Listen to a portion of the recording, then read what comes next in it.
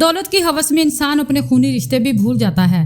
पारस की फूफा और इसका फूफा इस हद तक गिर सकते हैं ये तो कभी इन्होंने सोचा भी नहीं था। नदीम शाह बहुत नमक हराम निकला। behzad शाह की गैर मौजूदगी का फायदा उठाता है और पारस को अगवा करके वहाब दुरानी के हवाले कर देता है। पारस इस सबसे बेखबर होती है। हालांकि behzad शाह के मना करने के बावजूद भी पारस अपने फूफा की बातों में आ जाती है। वहाब दुरानी की चाल कामयाब हो जाती है। इसने जमीन के एक टुकड़े का लालच देकर नदीम को खरीद लिया। नदीम दुम हिलाता हुआ अब वहाब दुरानी की हर बात मानता है। दौलत की हवस इंसान को सब कुछ करने पर मजबूर कर देती है। नदीम शाह तो वैसे भी बहुत ही लालची इंसान है। behzad शाह के एहसानों को भूलकर इसकी बेटी को वहाब शाह के हवाले करने पर राजी हो जाता है। अब नदीम पारस के साथ गेम खेलता है कि तुम्हारे डैड की तबीयत अचानक खराब हो गई है और वो हॉस्पिटल में आईसीयू रूम में हैं। जिंदगी और मौत की जंग लड़ रहे हैं और तुम्हें अभी और इसी वक्त मेरे साथ जाना होगा। पारस परेशान हो जाती है। इसके तो वहमो गुमान में भी नहीं था कि इसके साथ धोखा हो रहा है। पहले पारस ने behzad शाह से राब्ता करने की कोशिश की तो नदीम शाह ने इसे रोक दिया। तुम जितनी जल्दी हो सके मेरे साथ चलो। पारस आओ देखती है नताओ और अपने फूफा के साथ गाड़ी में बैठ जाती है। लेकिन जैसे ही गाड़ी एक नामालूम रास्ते पर जाती है तो पारस से हैरान होकर कहती है कि फूफा ये हॉस्पिटल का रास्ता तो नहीं है, हम कहाँ जा रहे हैं। नदीम शाह कहता है कि हौसला रखो, अभी पता चल जाता है।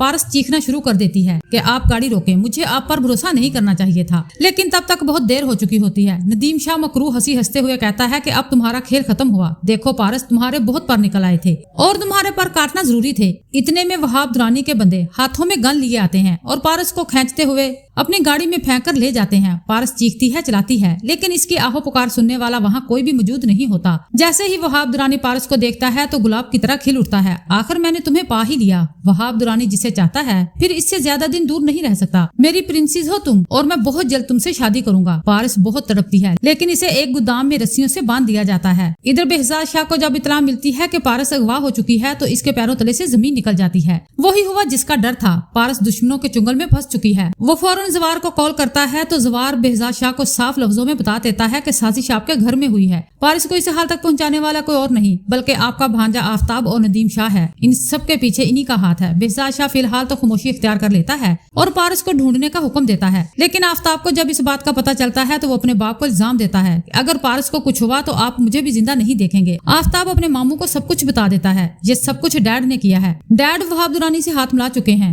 behzad शाह आफ्ताब के सामने हाथ जोड़कर खड़ा हो जाता है और कहता है कि तुम अच्छी तरह से जानते हो कि मेरी जान मेरी बेटी में बसती है। अगर इसे कुछ हुआ तो मैं भी जिंदा नहीं रहूंगा। मुझे तुम पर पूरी उम्मीद है कि यह काम तुम कर सकते हो। किसी न किसी तरह अपने बाप से पता लगाओ कि पारस को किस जगह रखा गया है, फिर अगला काम मेरा है। जब पारस की फूफो को पता चलता है तो वो भी आग बगोला हो जाती है। हमने भाईजान का नमक खाया है और तुम्हारे बाप ने नमक हरामी की हद कर दी। जवान बेटी को दुश्मनों के हवाले करके हमारी इज्जत दांव पर लगा दी। इन्हें तो मैं कभी भी माफ नहीं करूंगी।